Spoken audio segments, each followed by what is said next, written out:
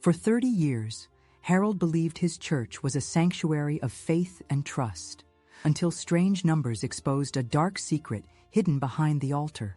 Sacred money vanishing, a smiling pastor, and a community on the edge of collapse. What he uncovered could shatter not just one man, but an entire congregation. The smell of fresh coffee and worn hymnals still takes me back to those Sunday mornings. My name is Harold Mitchell. I'm 68 years old, and for over 30 years, I served on the board of Riverside Methodist Church in Cedar Falls, Iowa. If you had told me 5 years ago that I'd be sitting here telling this story to strangers on the internet, I would have called you crazy. But sometimes life has a way of showing you that the foundations you thought were solid as rock can crumble beneath your feet in ways you never imagined. Every Sunday morning for 3 decades, I'd arrive at Riverside Methodist at exactly 7:45 a.m. Martha, my wife of 42 years, would already be in the kitchen with the other ladies, preparing coffee and arranging the homemade cookies for after service. The routine never changed. I'd unlock the heavy oak doors, flip on the sanctuary lights, and check that everything was in perfect order before Pastor Williams arrived at 8:15. "Morning, Harold," he'd always say, that warm smile spreading across his weathered face. "Beautiful day the Lord has given us, isn't it?" And it always was beautiful, in that quiet, predictable way that small-town church life tends to be. I was proud of my role at Riverside Methodist. As treasurer and the longest-serving board member, I handled the weekly offerings, managed the building fund, and kept our finances running smooth as clockwork. People trusted me with their tithe money, their special donations for the new roof, their widow's mites given with grateful hearts. That trust meant everything to me. Cedar Falls isn't a big place. Population maybe 12,000 on a good day. The kind of town where everyone knows your business whether you want them to or not, where the high school football games draw bigger crowds than the movie theater, and where the Methodist Church has sat on the corner of Main and Elm since 1892. I grew up in that church, met Martha in the youth group when we were both 16, got married in that sanctuary, buried both my parents from that altar, watched my children get confirmed at that communion rail. The church was more than a building to me. It was family, history, identity. When people asked what I did, I didn't just say I worked at the grain elevator. I'd mention that I served on the church board, that I helped keep God's house running properly. It gave my life meaning beyond the daily grind of weighing corn and soybeans. Tuesday evenings were board meeting nights. Same 5 men, same folding table in the church basement, same agenda month after month. Pastor Williams, myself, Bill Henderson, who ran the hardware store, Tom Crawford from the bank, and old George Miller, who'd been farming the same land since before I was born. We'd review the budget, discuss repairs, plan the annual church picnic. Simple stuff, good stuff. "Harold's got everything balanced to the penny, as always," Pastor Williams would say, glancing at my handwritten reports. "Don't know what we'd do without him." Those words filled me with quiet pride. I took care of God's money the same way I took care of my own, carefully, honestly, with respect for every dollar that crossed my desk. The offering plates came to me every Sunday, and I'd count every bill and coin in the church office, record it in my ledger with my careful penmanship, and deposit it at Tom's bank first thing Monday morning. But in the spring of 2019, something started feeling different. I'd been treasurer for so long that I knew our patterns by heart. Spring offerings usually picked up after tax refunds arrived. Summer dipped when families went on vacation. Fall brought harvest donations from the farming families. Christmas and Easter were always our best weeks. The rhythm of it all was as predictable as the seasons. That's why the numbers in early March caught my attention. Our weekly income had dropped by almost 30% over the past 6 months, but somehow our expenses kept climbing. New carpet for the sanctuary that I didn't remember approving.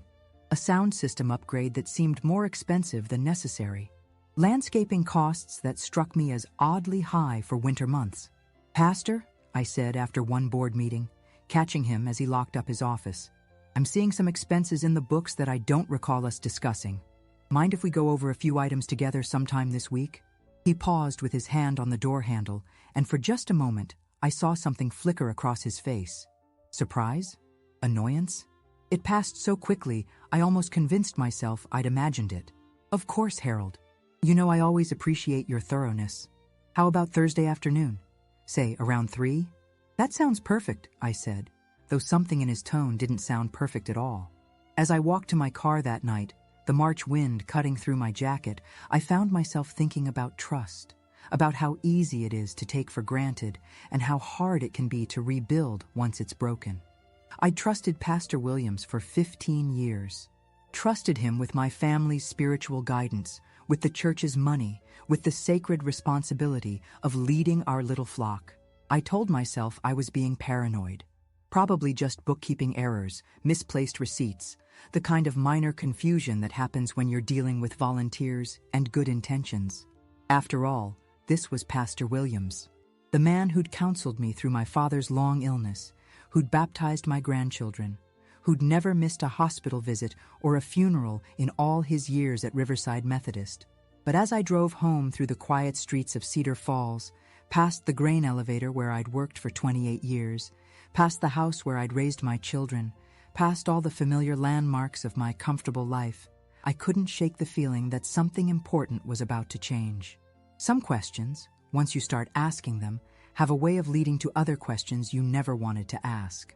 Thursday afternoon came with that peculiar Iowa spring weather.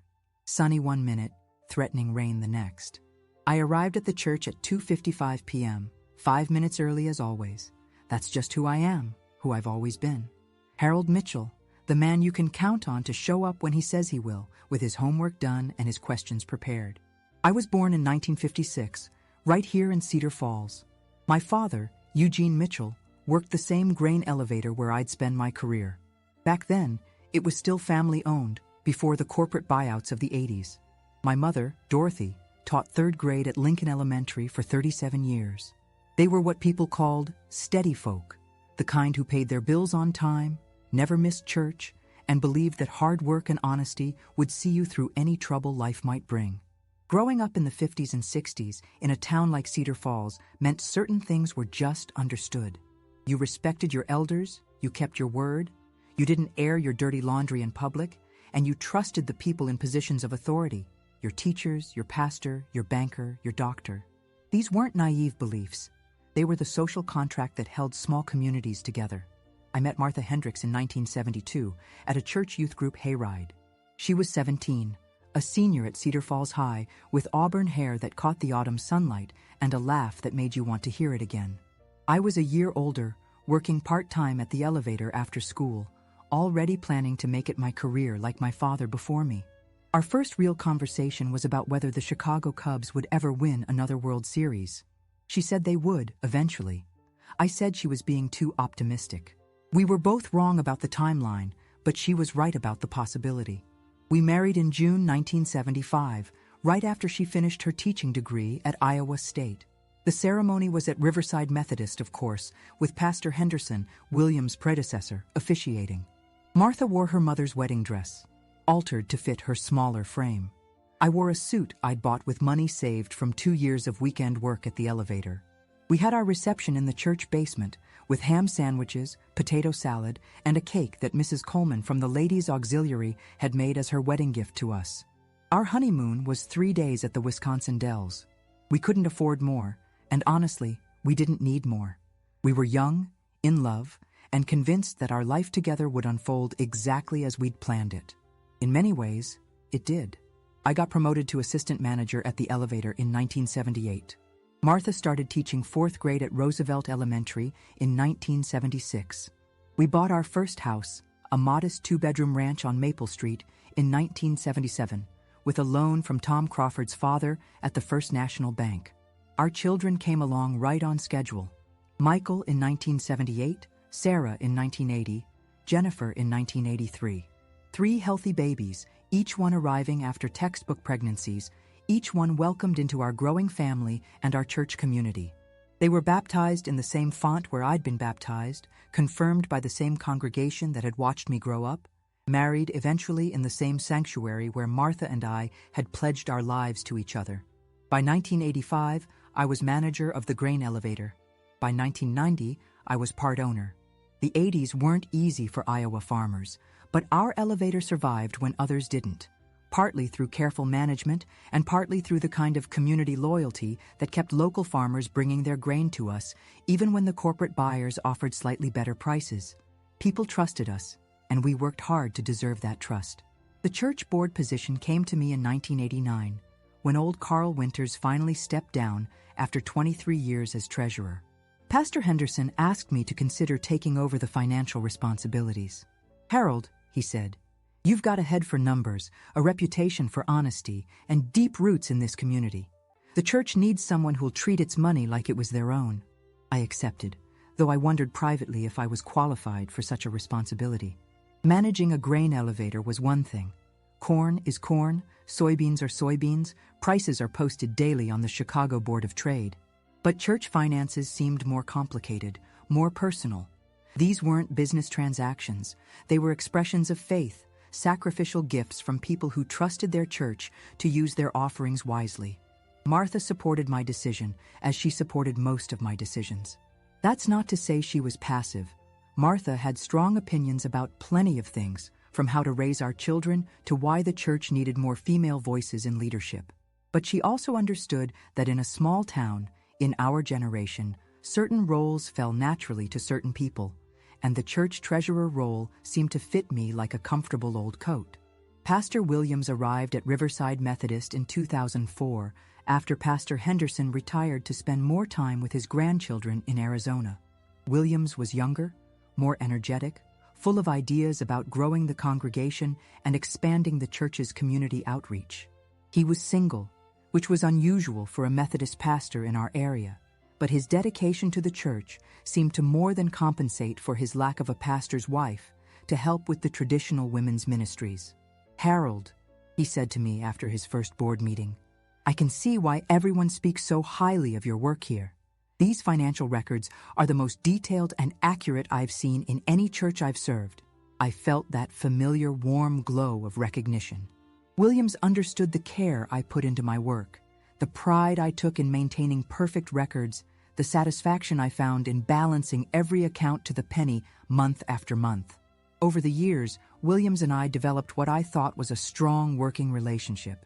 He'd present his ideas for new programs or improvements to the church building, and I'd figure out how to make the numbers work. When he wanted to start a community food pantry, I found room in the budget by renegotiating our insurance rates and consolidating some of our savings accounts. When he proposed updating the church kitchen, I organized a special fundraising campaign that raised exactly the amount we needed. Williams had a gift for inspiring people to give generously. Our offerings increased steadily under his leadership, and he seemed to have an endless supply of ideas for putting that money to good use. New hymnals, fresh paint for the sanctuary, a playground for the children's ministry, scholarships for high school graduates heading to college. Good works, all of them. The kind of projects that made me proud to be part of Riverside Methodist's leadership. But now, sitting in the church office on that March afternoon, waiting for Williams to arrive for our scheduled meeting, I found myself thinking about patterns I'd somehow missed over the years. The way certain expenses appeared in our accounts without prior board discussion.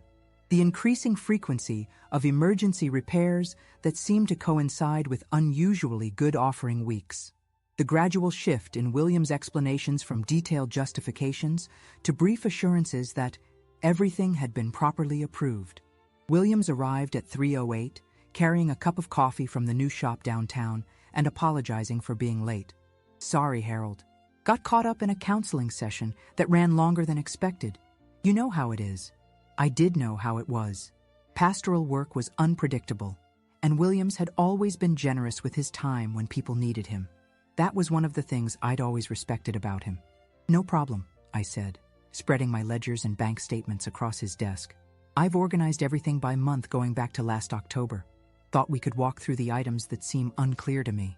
Williams settled into his chair behind the desk, and I noticed he didn't look directly at the papers I'd arranged so carefully. Instead, his eyes seemed to focus on a point somewhere beyond my left shoulder. "Harold," he said, "I need to be honest with you.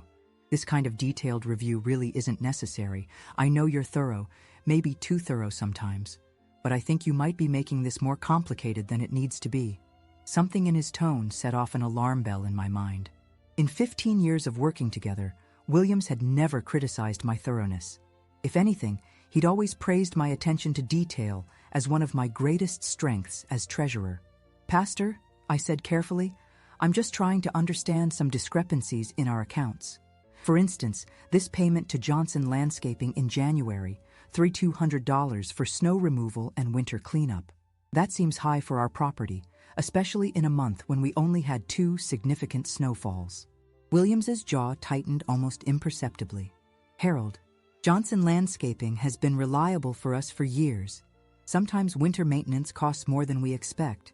I'm not sure why you're questioning routine expenses." "Because $3,200 isn't routine," I replied, keeping my voice level. "Our total landscaping budget for all of last year was $2,800.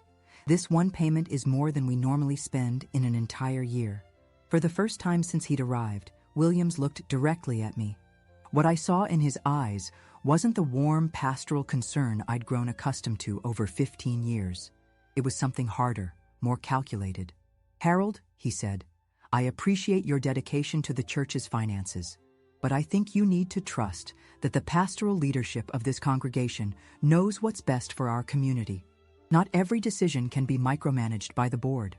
The word micromanaged stung more than I wanted to admit. Was that really how Williams saw my careful stewardship of the church's resources? As interference rather than responsibility? I gathered my papers slowly, feeling something fundamental shift in the space between us. For 30 years, I'd believed that asking questions was part of my duty as treasurer. Apparently, I'd been wrong. "I think I should probably take these records home and review them more carefully," I said. "Give me a few days to organize my thoughts, and maybe we can schedule another time to discuss this." Williams nodded, but his relief was obvious. "That sounds like a good idea, Harold. Take all the time you need." As I walked to my car, carrying a box of financial records that suddenly felt heavier than they should, I realized I'd just crossed a line I hadn't even known existed. For the first time in my adult life, I was questioning not just the actions of someone in authority, but the entire system that had given them that authority. That evening, Martha found me at the kitchen table, surrounded by bank statements and receipts, working by the light of our old desk lamp well past my usual bedtime. "Harold," she said gently, "what's really bothering you about all this?" I looked up at my wife, this woman who'd shared my life for 44 years, who knew me better than anyone else in the world. How could I explain that what bothered me wasn't just the suspicious expenses, but the way Williams had dismissed my concerns? How could I tell her that I was beginning to suspect that my 30 years of faithful service might have been built on a foundation of willful blindness? "I think," I said slowly, "I might have been asking the wrong questions for a very long time." The next morning, I called in sick to the grain elevator for the first time in 3 years. Martha raised an eyebrow over her coffee cup, but didn't ask questions. She'd learned over 4 decades of marriage that when Harold Mitchell needed to work through something, the best thing to do was give him space and wait for him to talk when he was ready. I spent that Friday morning spreading every financial document from the past 2 years across our dining room table. Bank statements, canceled checks, deposit slips, invoices, receipts, everything I'd meticulously filed and organized in my role as church treasurer. What I was looking for, I wasn't entirely sure. What I found was a pattern that made my stomach clench with a mixture of dread and growing certainty. The Johnson Landscaping payment wasn't an isolated incident. Over the past 18 months, there had been at least a dozen similar transactions, payments to vendors I'd never heard the board discuss, amounts that seemed disproportionate to the work performed, timing that seemed oddly convenient. A $2,100 payment to Cedar Valley Construction for sanctuary repairs in a month when I couldn't recall any construction work being done. A $1,800 payment to Williams Audio Services for sound system maintenance just weeks after we'd completed a major sound system upgrade through our regular vendor. But it was the pattern of cash withdrawals that really caught my attention. Every month, sometimes twice a month, Williams would present me with a withdrawal slip for Pastoral Discretionary Fund, or Community Outreach Emergency Fund. The amounts varied. $300 here, $500 there, occasionally as much as $800. I'd always processed these withdrawals without question, assuming they went toward helping families in crisis or supporting community members in need. Williams would mention them briefly during board meetings. used some discretionary funds to help the Johnson family with their electric bill, or contributed to the food pantry emergency fund. Noble causes, all of them. The kind of Christian charity that made me proud to be part of Riverside Methodist. But now, adding up these withdrawals over 24 months, I realized we were talking about more than $18,000 in cash that had left our accounts with minimal documentation and no oversight beyond William's verbal reports to the board. That afternoon, I drove to First National Bank and asked to meet with Tom Crawford. We'd known each other for 40 years, served on the church board together for 15. If anyone could help me make sense of what I was seeing, it would be Tom. "Harold," Tom said, settling into his office chair with the deliberate movements of a man who'd put on 30 pounds since high school, but still carried himself with the confidence of someone who understood money. "What can I do for you?" I laid out my concerns as methodically as I'd organized the documentation. Tom listened without interrupting, occasionally nodding or frowning as I walked through the questionable expenses and the pattern of cash withdrawals. "Tom," I finally said, "I need to know if I'm seeing problems where none exist, or if there's something here that warrants a deeper look." Tom was quiet for a long moment, studying the papers I'd brought. When he finally spoke, his voice carried a weight I hadn't expected. "Harold, I've been wondering when someone would come asking these questions." My heart rate picked up. "What do you mean?" "About 6 months ago, Williams came in here wanting to open a second account for the church. Said it was for a special building fund, wanted it set up so he could make deposits and withdrawals without requiring your signature. I told him that seemed unusual, that all church accounts had required dual signatures since I'd been handling your banking." "What did he say?" "He got insistent, said the board had already approved it, that they needed more flexibility for special projects. When I asked him to bring me board meeting minutes documenting the approval, he said he'd get back to me. Never did." Tom reached into his desk drawer and pulled out a file folder. "I kept notes from that conversation, Harold. Something about his attitude didn't sit right with me. In all my years of banking, I've learned that when someone wants to change established financial controls, especially in a church or nonprofit setting, it's worth paying attention." I felt a chill that had nothing to do with the March weather. "Tom, are you saying you think Williams is stealing from the church?" "I'm saying the patterns you're showing me are consistent with what we in banking call financial irregularities. Could be innocent mistakes, could be poor record keeping, could be something more serious. But Harold, $28,000 in questionable expenses and undocumented cash withdrawals over 2 years, that's not pocket change, even for a church with a healthy budget like yours. $28,000. I'd been conservative in my calculations, but Tom had obviously been doing his own math while I talked. "What would you recommend I do?" Tom leaned back in his chair, choosing his words carefully. "Officially, as your banker, I'd recommend you present these concerns to your board of trustees and consider bringing in an independent accountant to conduct a complete financial review. Unofficially, as someone who's known you for 40 years and respects your integrity, I'd suggest you be very careful about how you handle this. Church politics can get ugly when money's involved, and Williams has built up a lot of goodwill in this community over the past 15 years. That evening, I found myself walking the familiar streets of Cedar Falls, trying to process what I'd learned. Past the high school where Martha and I had met, past the houses where our children's friends had grown up, past the small businesses that had anchored our community for generations. This was my world, the place where I'd built my reputation and my identity. The idea that I might be about to challenge one of its most respected institutions felt like contemplating the destruction of something sacred. But then I thought about the widows who put their $5 bills in the offering plate every Sunday, about the young families saving up for their children's college funds while still tithing faithfully, about the farmers who gave generously even in years when corn prices barely covered their costs. These were people who trusted their church leadership to be good stewards of their sacrificial giving. Saturday morning brought an unexpected visitor.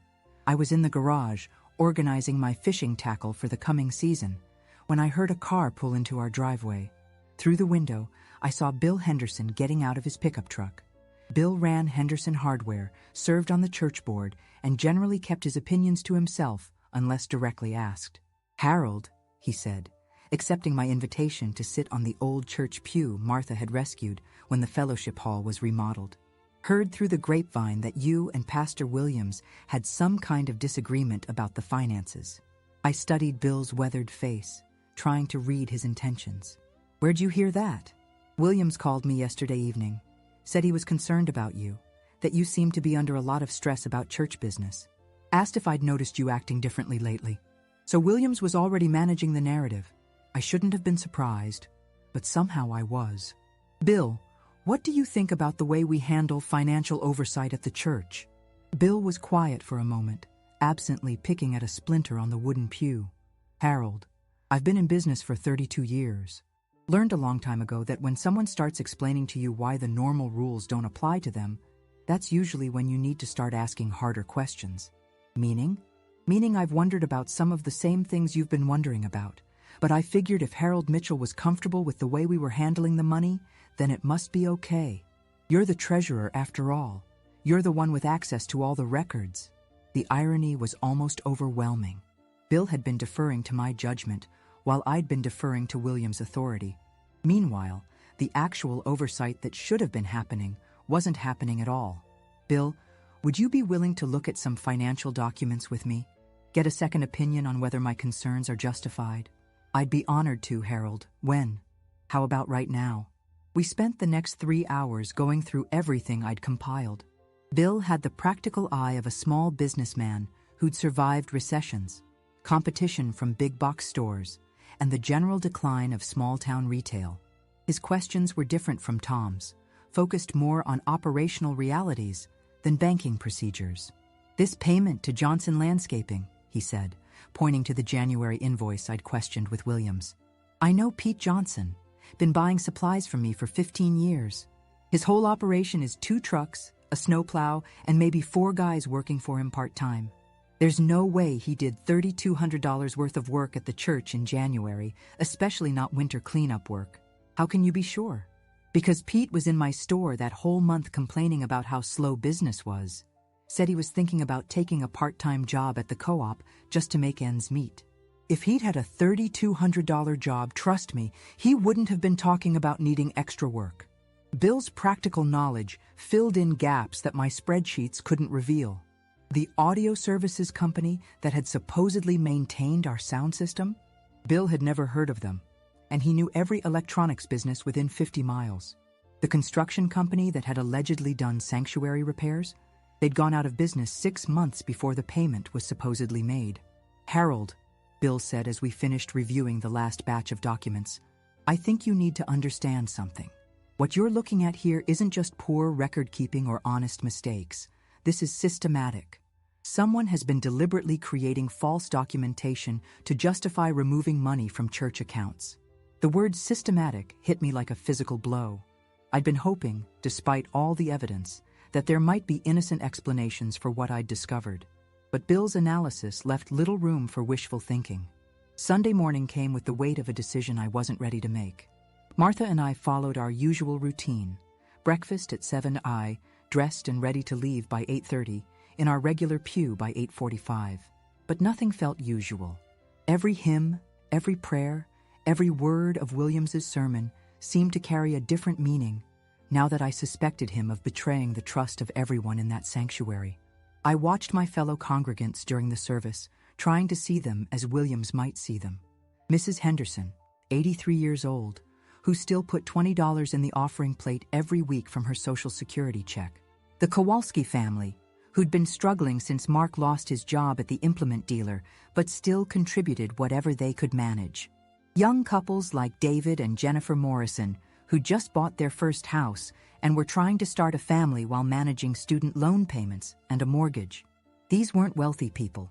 They were ordinary folks making ordinary sacrifices to support something they believed in.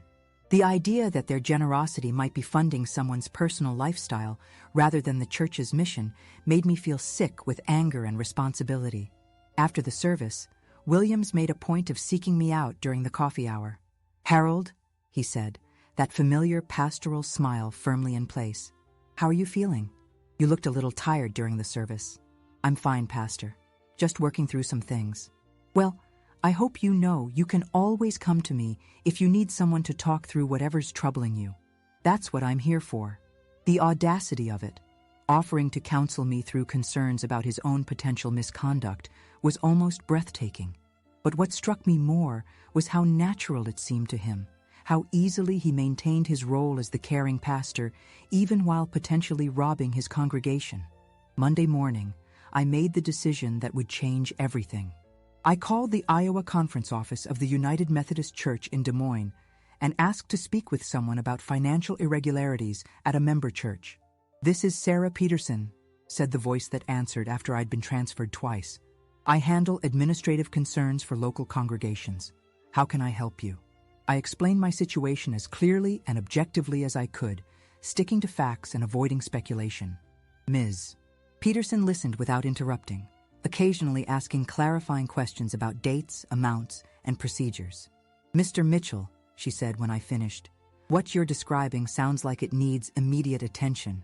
I'm going to connect you with our district superintendent, Reverend Barbara Hayes. She'll want to meet with you as soon as possible."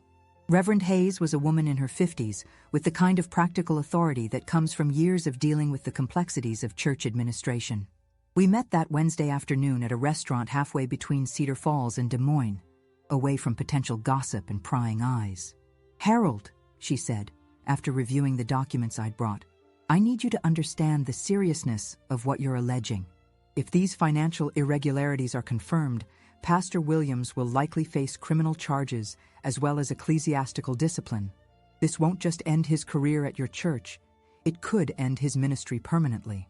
I understand that, Reverend Hayes, but I also understand that if I don't report what I've discovered, I become complicit in the theft of money that was given to serve God's purposes." She studied me across the table, and I had the sense that I was being evaluated not just for the accuracy of my allegations, but for my motives and my character. "Harold, what outcome are you hoping for here?" It was a question I'd been asking myself for days. What did I want to happen? "I want the truth," I said finally. "Whatever that truth turns out to be. If I'm wrong about Pastor Williams, I want to know that so I can apologize and figure out how I misunderstood the situation. If I'm right, I want the theft to stop and the money to be returned to the church. And I want systems put in place so this can't happen again." Reverend Hayes nodded slowly. "I'm going to initiate a formal investigation. It will probably take several weeks, maybe months. During that time, it's crucial that you don't discuss this with anyone beyond the people you've already involved. Your wife, Mr. Crawford, Mr. Henderson. Can you maintain confidentiality?" "Yes, ma'am." "Harold, you should also know that conducting this investigation will likely make you some enemies in your congregation. People don't like having their trust betrayed, and sometimes they blame the messenger more than the person who actually did the betraying. Are you prepared for that possibility?" I thought about my comfortable life in Cedar Falls, about the relationships I'd built over 68 years, about the reputation I'd carefully maintained through decades of steady, reliable service to my community. All of that was potentially at risk. But then I thought about the $28,000 that had disappeared from accounts funded by the sacrificial giving of people I'd known and loved my entire life. "Reverend Hayes," I said, "I've been the treasurer of Riverside Methodist Church for 30 years. Those people trusted me to protect their offerings. If I don't protect them now, when it really matters, then I've failed in the most important responsibility I've ever been given." She reached across the table and shook my hand with a firmness that somehow made me feel less alone in what I was about to face. "Then let's get to work, Harold. Let's find out what the truth really is." The investigation moved faster than anyone expected. By the first week of May, Reverend Hayes had brought in a forensic accountant from Des Moines and obtained 3 years of banking records that I'd never had access to as treasurer. What they discovered made my initial concerns look modest by comparison. The call came on a Thursday morning while I was having my coffee and reading the Cedar Falls Gazette. Martha answered the phone in the kitchen, then walked into the living room with an expression I'd rarely seen on her face, a mixture of vindication and deep sadness. "That was Reverend Hayes," she said, sitting down heavily in her chair. "She wants to meet with you today. Says it's urgent." I drove to the same restaurant where we'd met 3 weeks earlier, my hand surprisingly steady on the steering wheel despite the gravity of what I expected to hear. Reverend Hayes was already there when I arrived, along with a woman I didn't recognize. Middle-aged, professionally dressed, carrying a briefcase that looked like it contained serious business. "Harold," Reverend Hayes said, "I'd like you to meet Linda Morrison, the forensic accountant who's been reviewing your church's finances. Linda, this is Harold Mitchell, the treasurer who brought these concerns to our attention." Ms. Morrison shook my hand with the firm grip of someone accustomed to delivering difficult news to people who didn't want to hear it. "Mr. Mitchell," she said, "I need to start by telling you that your instincts were correct. Pastor Williams has been systematically embezzling funds from Riverside Methodist Church for approximately 3.5 years. Even though I'd suspected as much, hearing it stated as confirmed fact felt like a punch to the chest. I sat down heavily and tried to process what she was telling me. "How much?" I asked, though I wasn't sure I wanted to know the answer. "Our preliminary audit shows approximately $67,000 has been diverted from church accounts through various methods. Some through the false vendor payments you identified, some through excessive cash withdrawals, and some through a secondary checking account that Pastor Williams established without board authorization." $67,000. The number was so much larger than my initial estimates that it seemed almost abstract. I tried to translate it into terms I could understand. How many Sunday offerings, how many years of faithful tithing, how many sacrificial gifts from people who trusted their church to use their money wisely. "The secondary account," Reverend Hayes continued, "was opened at a different bank in Waterloo. Williams used it to deposit certain donations that never made it into your official records. Special gifts, memorial contributions, some of the larger offerings during Christmas and Easter. He created false documentation for these transactions and apparently counted on the fact that donors rarely follow up to confirm their contributions were properly recorded." Ms. Morrison opened her briefcase and pulled out a stack of bank statements and canceled checks. "We've traced expenditures from this account to personal expenses, mortgage payments on a cabin property in Wisconsin, credit card bills, cash withdrawals that coincide with expensive purchases we've documented through other sources." I stared at the papers spread across the table, trying to reconcile this evidence of systematic deception with the man I'd worked alongside for 15 years. The pastor who'd counseled grieving families, who'd baptized babies, who'd stood in that pulpit every Sunday morning and spoken about honesty, integrity, and faithful stewardship. "Harold," Reverend Hayes said gently, "there's more you need to know. When we confronted Pastor Williams with this evidence 2 days ago, he initially denied everything. But when we showed him the banking records and the forged documentation, he broke down and confessed. He's agreed to resign immediately and cooperate with our investigation." "Where is he now?" "He's meeting with his attorney. The conference has recommended that he seek immediate legal representation because this will almost certainly result in criminal charges. The district attorney's office has been notified, and they'll be conducting their own investigation parallel to ours." The reality of Williams facing prison time for what he'd done felt surreal. This was a man I'd respected, worked with, trusted. The idea that he might end up in an orange jumpsuit seemed to belong to a different universe than the one where we'd sat in church board meetings discussing new hymnals and fellowship hall repairs. "Reverend Hayes," I said, "what happens to our church now?" "That's partly why I wanted to meet with you today. The conference will be appointing an interim pastor while we work through the legal proceedings and help your congregation heal from this betrayal. But Harold, I need to be honest with you. This is going to be extremely difficult for your church community. People are going to be angry, confused, and deeply hurt. Some will blame you for bringing this to light instead of handling it quietly within the congregation." I'd been preparing myself for that possibility, but hearing it stated so directly still made my stomach tighten with anxiety. "There's something else," Ms. Morrison added. "The insurance policy your church carries includes coverage for employee theft, but the deductible is significant, $10,000. Even if everything goes smoothly with the insurance claim, your congregation will absorb a substantial financial loss. $10,000 was almost 3 months of regular offerings for our church. Programs would have to be cut, maintenance deferred, community outreach reduced. The people who'd faithfully supported Riverside Methodist would pay twice, once for the money that had been stolen, and again through the reduced services their church could provide." "When will this become public?" I asked.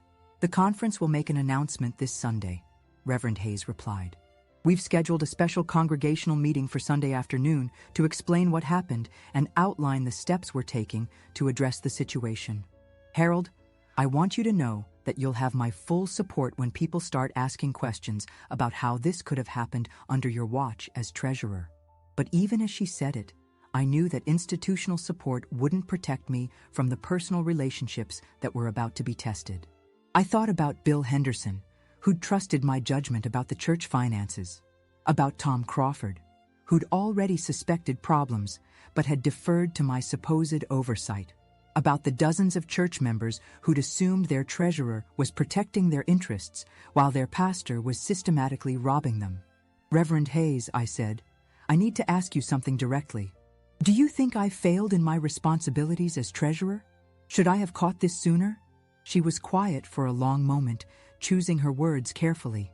Harold, you discovered financial irregularities and reported them to the appropriate authorities. That's exactly what a responsible treasurer should do. The fact that the theft had been going on longer than you initially realized doesn't diminish the courage it took to investigate and report what you found. It was a diplomatic answer, but I could read between the lines. A more vigilant treasurer might have caught the problems earlier.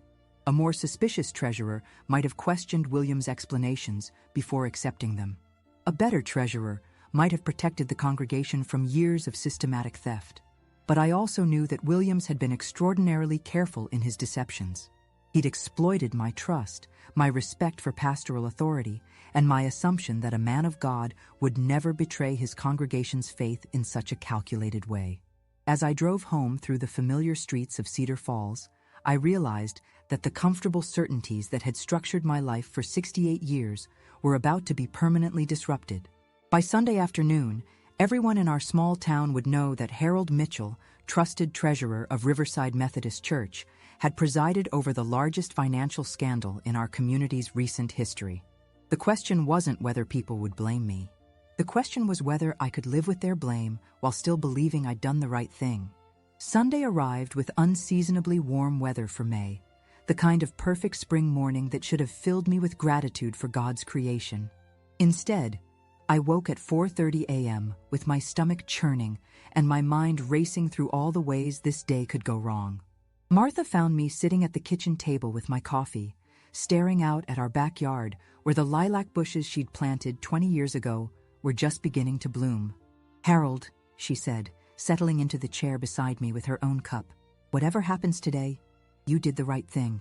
Don't let anyone convince you otherwise. I reached for her hand across the table, grateful for her steady presence after 44 years of marriage. Martha had never been one for dramatic declarations or elaborate emotional displays, but when it mattered most, she had an uncanny ability to say exactly what I needed to hear.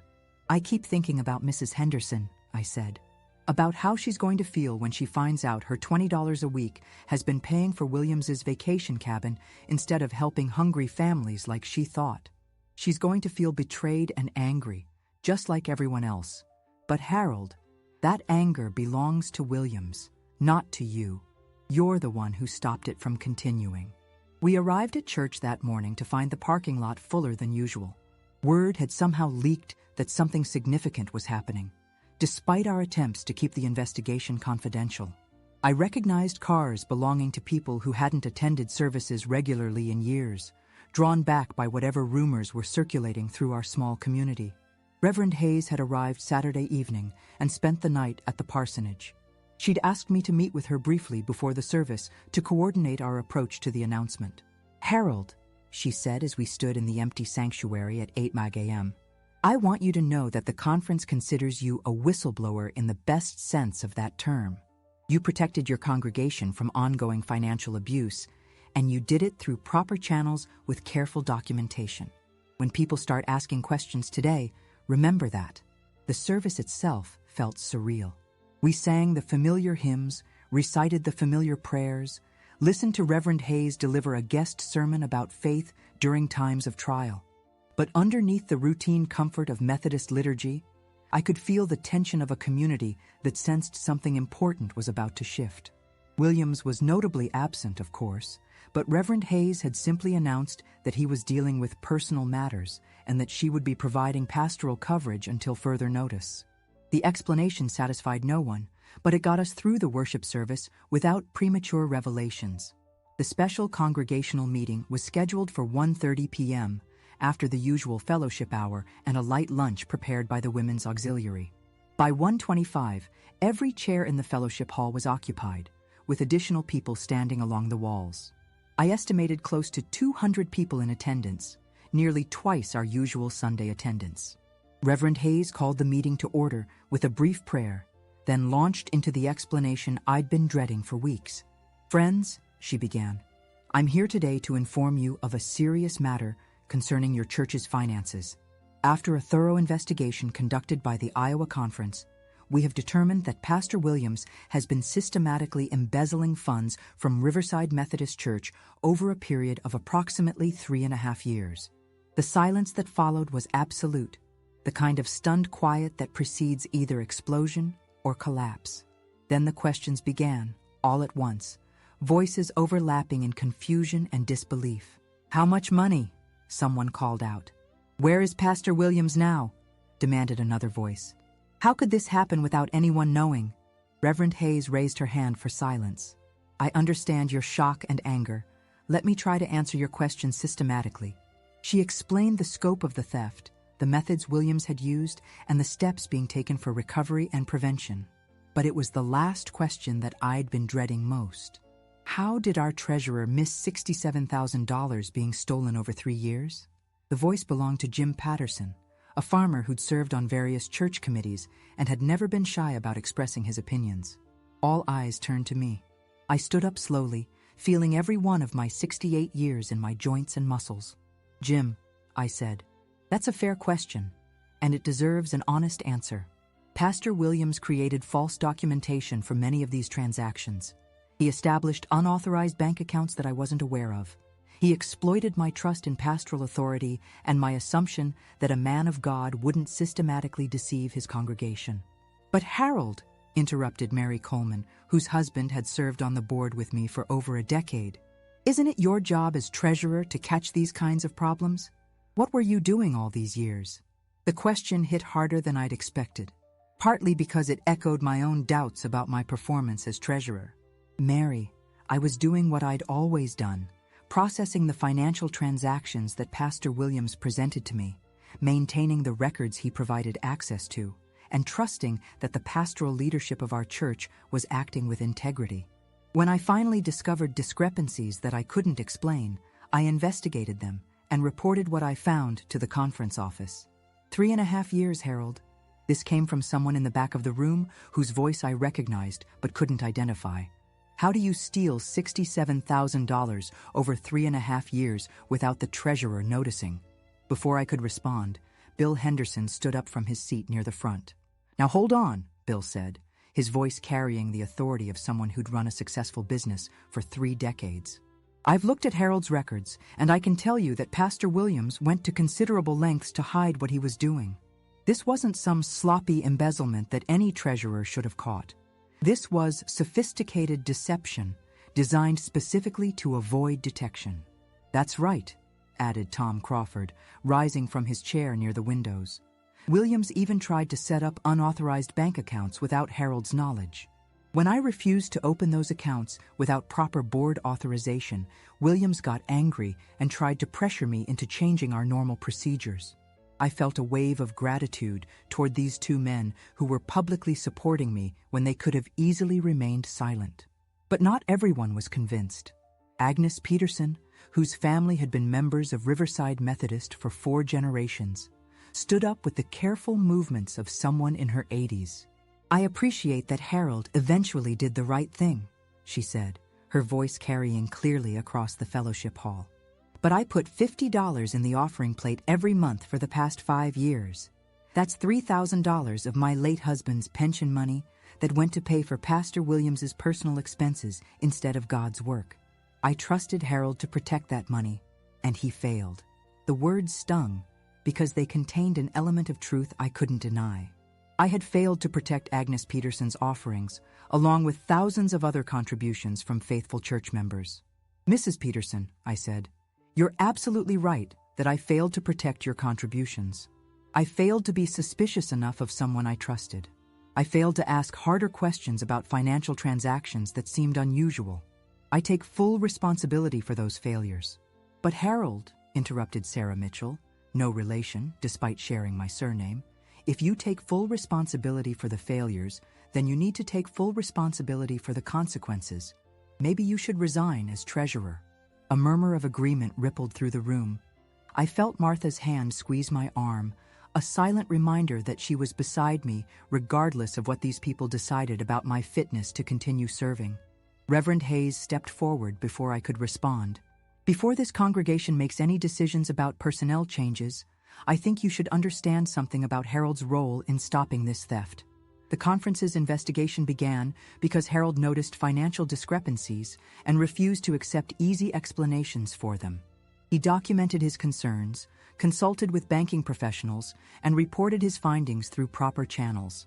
Without Harold's vigilance and courage, Pastor Williams would still be stealing your money.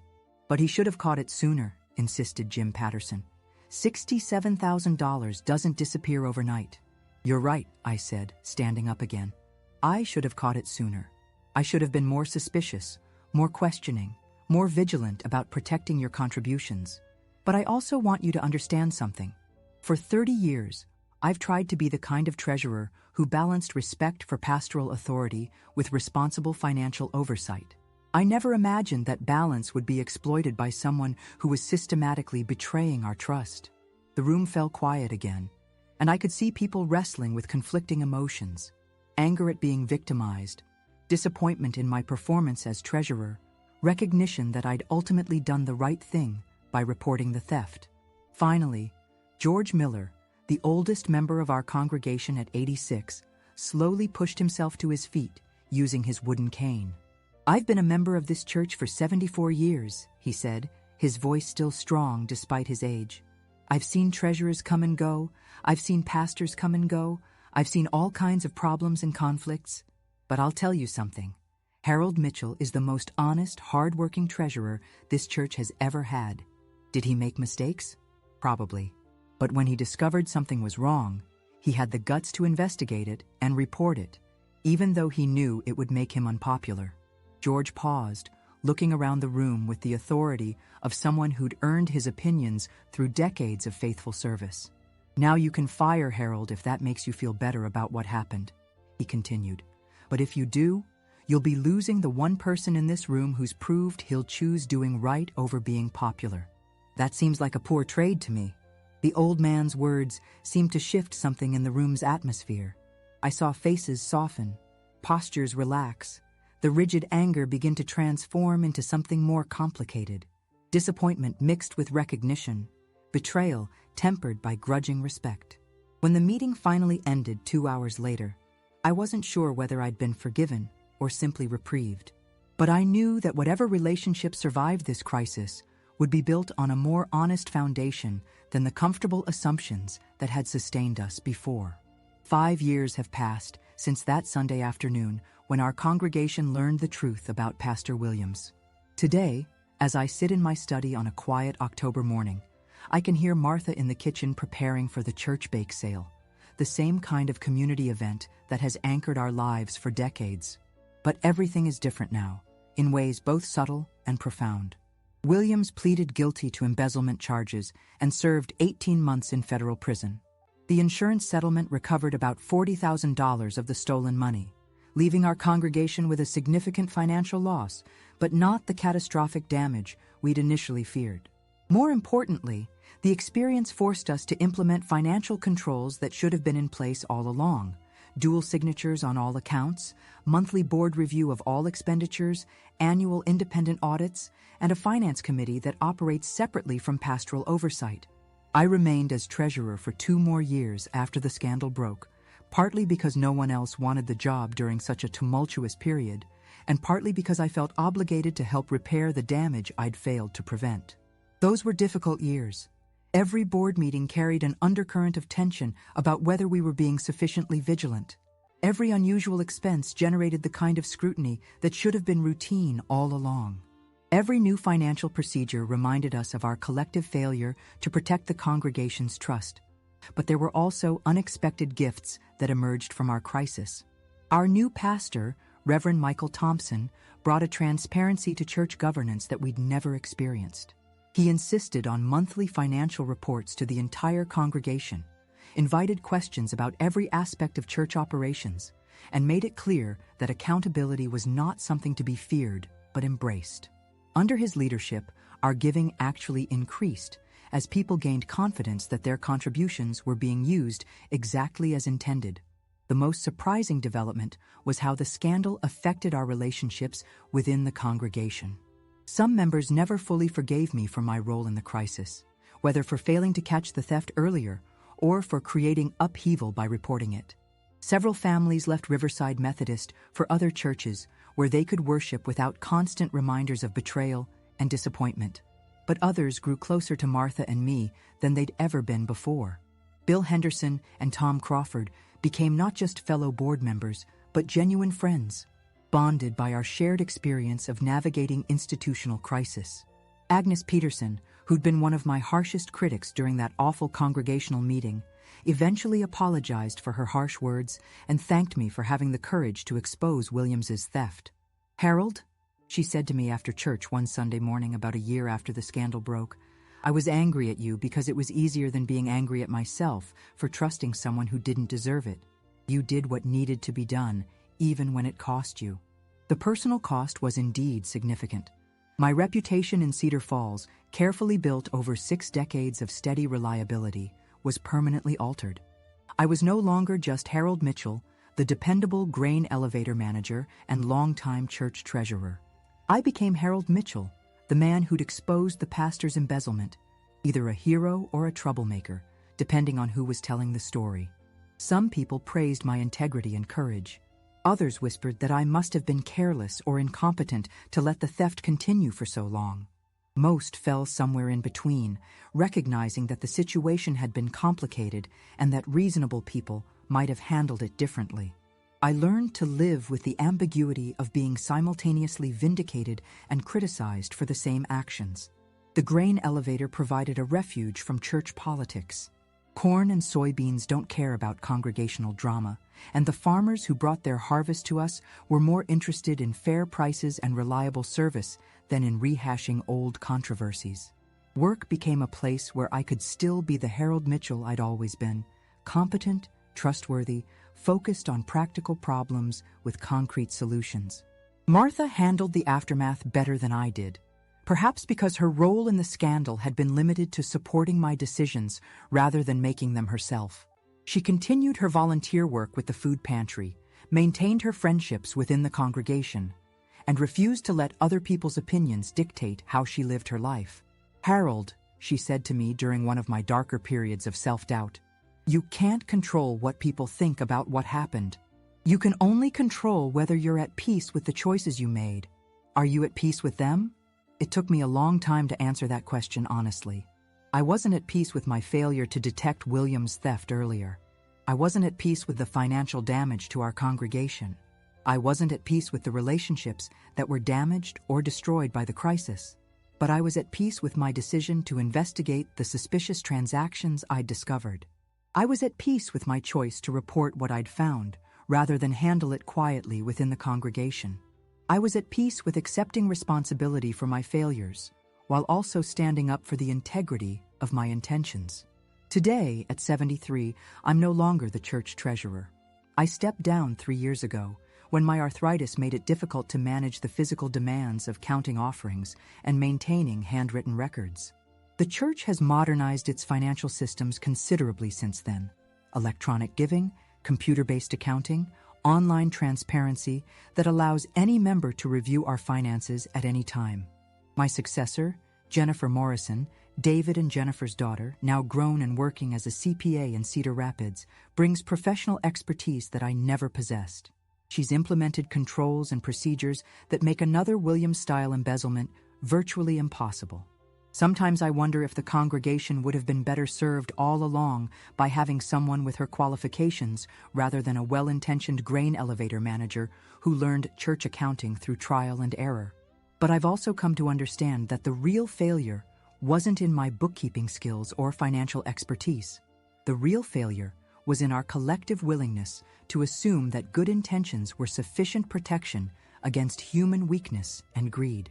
We trusted Pastor Williams not because we'd verified his trustworthiness, but because we wanted to believe that men of God were incapable of betraying their congregations. The lesson I've learned, painfully and at considerable personal cost, is that trust without accountability isn't faith, it's negligence. Real stewardship requires the courage to ask hard questions, demand transparent answers, and verify that systems are working as intended. It requires accepting that even good people can make bad choices when temptation and opportunity align with insufficient oversight. Last month, a man from Des Moines contacted me through our church office. He'd heard about our experience with pastoral embezzlement and wanted advice for his congregation, which was facing similar suspicious financial activities. I spent an afternoon with him, sharing our documentation procedures, explaining the warning signs we'd learned to recognize, and encouraging him to trust his instincts even when institutional pressure suggested otherwise. The hardest part, I told him, won't be discovering the truth or reporting it to the authorities. The hardest part will be living with the knowledge that people you care about were betrayed, partly because you didn't ask the right questions soon enough. But if you don't ask those questions now, the betrayal will only get worse. As I finish writing this story, Martha calls from the kitchen that it's time to leave for the bake sale setup. In a few hours, our fellowship hall will be filled with the familiar sounds of our church community, laughter and conversation, children playing, the gentle chaos of people working together toward common goals. It's a scene that would have been nearly identical 5 years ago, before our crisis. But everything has changed in ways that aren't immediately visible to outsiders. We're more careful now, more questioning, more realistic about human nature and institutional vulnerability. We've lost some of our innocence, but we've gained wisdom and resilience. We've learned that faith and vigilance aren't contradictory. They're complementary aspects of responsible stewardship. This is a real story shared by one of our subscribers. Thank you very much for trusting us with it. If you also have a story you'd like to share, please write in the comments. We'd be very happy to tell your story on our channel.